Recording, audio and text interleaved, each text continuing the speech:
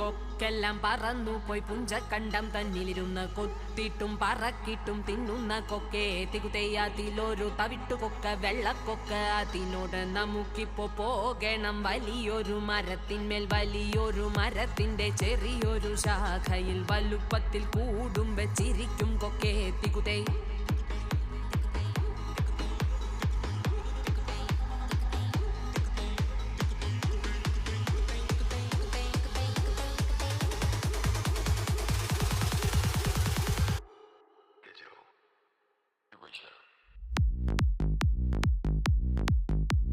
Transcend, breathe in, okay.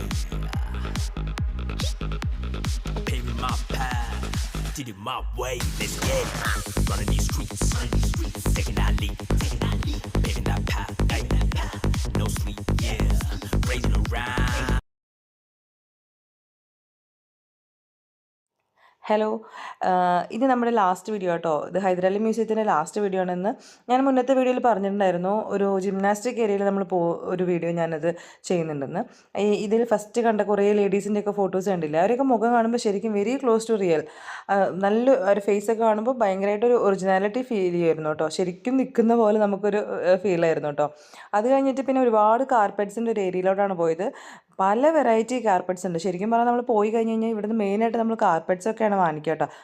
മ്യൂസിയത്തിൽ നിന്നല്ല, ഈ ഒരു സ്ഥലത്തുനിന്ന് നമ്മൾ ഇങ്ങനെ വാങ്ങിക്കുന്നത് കേട്ടോ. പിന്നെ പോയിട്ട് കുറേ മന്ത്രവാദി പോലെ ഇരിക്കുന്ന കുറേ എണ്ണത്തിന് ഉണ്ടാക്കി വെച്ചിട്ടുണ്ട്. നമ്മൾ പണ്ടത്തെ സ്റ്റോറി ബുക്കിലൊക്കെ ഇത്തരം ക്യാരക്ടേഴ്സ് കാണാറുണ്ട്. അപ്പോൾ എനിക്ക് തോന്നുന്നു ഈ അതിനകത്തു നിന്നൊക്കെ എടുത്തിട്ടുള്ള ക്യാരക്ടേഴ്സാണ് തോന്നുന്നുണ്ട് ഇവിടെ ഉണ്ടാക്കി വെച്ചിരിക്കുന്നത്. പിന്നെ എന്തുകൊണ്ടാണ് ഇങ്ങനെ കുറേ എണ്ണത്തിന് ഇവിടെ ഉണ്ടാക്കി വെച്ചിരിക്കുന്നതെന്ന് ഒരു പിടിയും കിട്ടുന്നില്ല കേട്ടോ. കാരണം വെച്ച് കഴിഞ്ഞാൽ ഒരു മ്യൂസിയം എന്ന് പറയുമ്പോൾ മെയിനായിട്ട് അവരുടെ ഹിസ്റ്ററി റിലേറ്റഡ് ആയിട്ടുള്ള സംഭവങ്ങളല്ലേ വെക്കുന്നത്. അപ്പം ഇത് ഇനി ഇത്തരം ആൾക്കാരായിരുന്നു ഇവിടെ മുന്നേ ജീവിച്ചിരുന്നതെന്ന് അറിയില്ല എന്തുകൊണ്ടാണ് വെച്ചിരുന്നത്.